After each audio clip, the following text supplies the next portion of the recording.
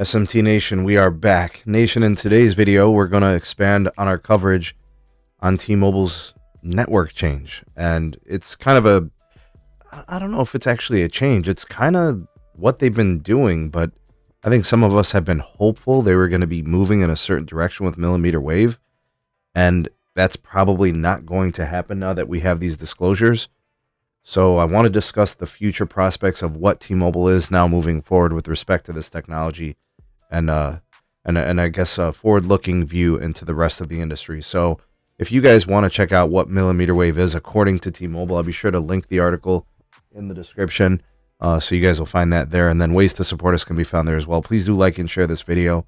Subscribe if it's your first time here, and turn on the bell notification icon to never miss an upload from the SMT. All right, so the news is that T-Mobile's basically relinquishing many of their mmWave licenses in the 28 gigahertz.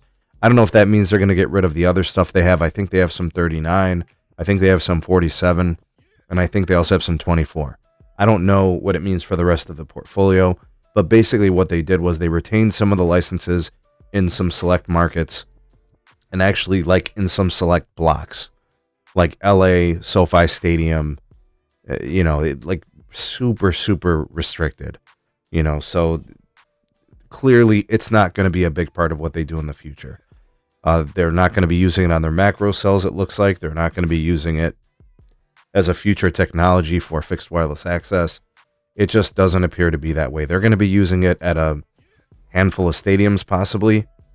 Basically what they've been doing with it already. So that's why I guess it's not really a change in direction for them. It's, I guess, them admitting and saying it's not going to be something that they can get behind. So they told the FCC they won't do it in a timely fashion. They just gave up the licenses in those territories. So anyways, I want to take a look at this from an angle of the industry. Who is going to be building mmWave now that T-Mobile has basically put up the white flag?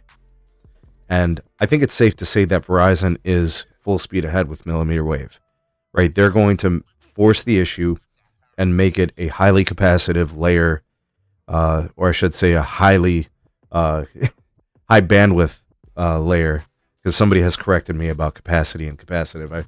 I guess I got to use the correct terminology. So creating massive amounts of capacity, the only way to do that is really with mmWave. And Verizon's doing it at a level I think that is more meaningful. They're doing it for fixed wireless access, multi-dwelling units. They're targeting places like that for home broadband, and we're going to see more of that moving forward in the future. Verizon has embraced that grind. They're building the mmWave nodes. They're installing and building to the 10 gig fiber circuits and, the C-RAN and those types of things.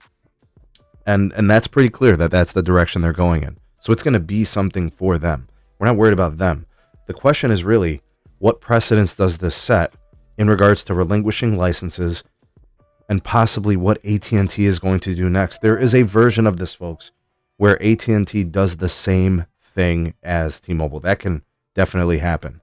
And I get those kind of vibes from AT&T that they would love to desert unlicensed spectrum, mmWave spectrum, and just stick to the low band, mid band stuff, because it's very difficult and challenging to build higher frequencies. And I don't think AT&T really wants to embrace the grind either, because they started and they never really followed through.